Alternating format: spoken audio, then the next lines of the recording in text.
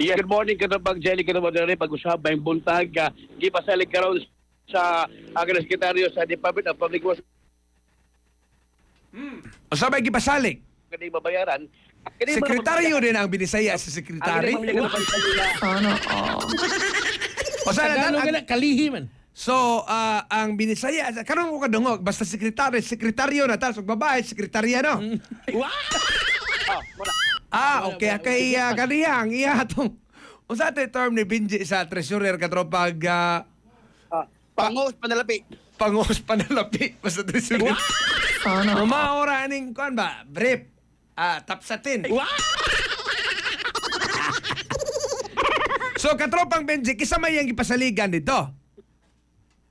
Anyway Katapag Jelly kito pag-abot ni agang Vince Dizon. Putol lagi sa katropang mental. Katropang Benji. Nindot pa yan tingog tinaw man kayo. Okay. Iagi lang og convene kanang number nilang kunsa para dili magputol-putol. Katropang mentals? Katropang Benji? Katapag Jelly, breaker. Go ahead. Breaker. Go ahead. So, Katapag Jelly kito pagbisita ni Agineg Secretary Business Zone dito sa Agineg Metro Cebu Expressway sa duha ka mga barangay diya sa may barangay Bangdan o kaning Kantawan. Di among gipabot kaniya. Ang kaniyang mong kuan, ang maong kaning mga problema kay dunay pipilag ka mga kaning pipilag ka mga kuan, pipilag ka mga kaning pamilya ani reklamo tungod kay sales pa netong 2018 sa Katapag Jelly until now wa pa gyud sila magkuan matagayo kan mababayari sa kanilang bayad sa ilang luna nga ilang gihatag ngadto na sa DPWS og pila na ka mga hearings court ang ilang na-aptan og wa pa gyud bayad kani dunay mga awani dunay babayaran og 400 pesos dunay 1,000 o dila pa 2 bilyones ang kaning mga luna nga kaning mo gigamit sa DPWH aron himutang o kaning butang kanang kuna matrabaho kanang Metro Cebu Expressway diya mismo sa barangay Bangdan o barangay Angkil Kantawan. Ang kini mga presidente pwede siya bang taong kay atinaw nga sila may remoto nga ilang gihangyo nga og magkakita sila kang Secretary of Business on ilang kini paabot ang problema.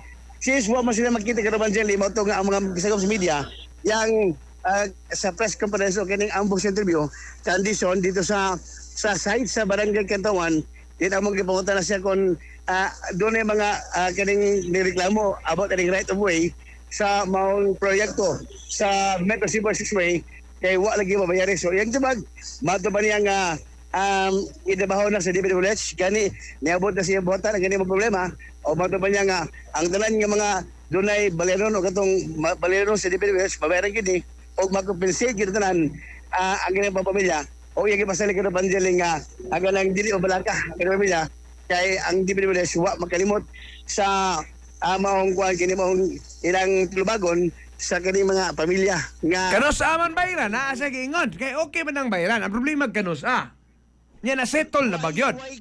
why exactly kita Banjeli ang Dison kung ano siya. No, ito ba, minaw na pamahiyag Dison kailan po siya pagpasalig sa kaning pagbayad nga tulo sa mga yuta sa katong na-appeal sa proyekto sa Metro Cebu Expressway kita Banjeli. Pero ko Katapag Jelly.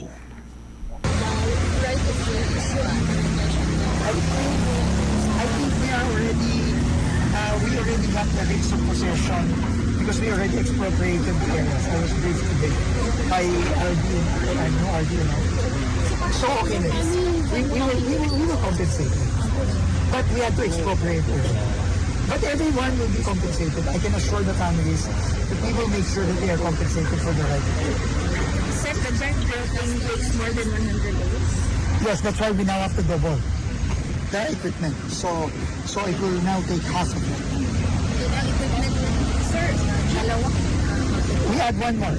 So one equipment, it's 100 days. So one equipment, Ilang photos. Katropa Benji, medyo apikis oras pasensya kayo.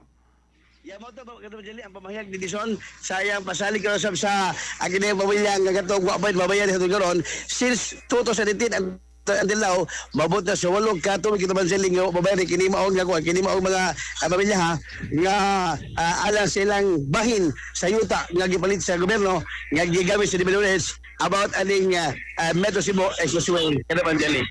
Ang mga reklamante madurin nyo sa page XFM kaya dito lang yung kabaro sa istorya sa ilang pagpaabot until now ang pagsilaberi sa DPWS. Pakita na lang mga katropa sa XFM Cebu nga atong page mga igala.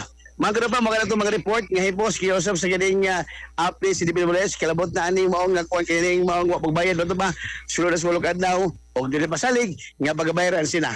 Katropa magilimot gihapon sa mga plastic kanunay sa Santo Herbal Oil maghatag kita bang labi na katungod mga panahon sa lamas ipaabag lang.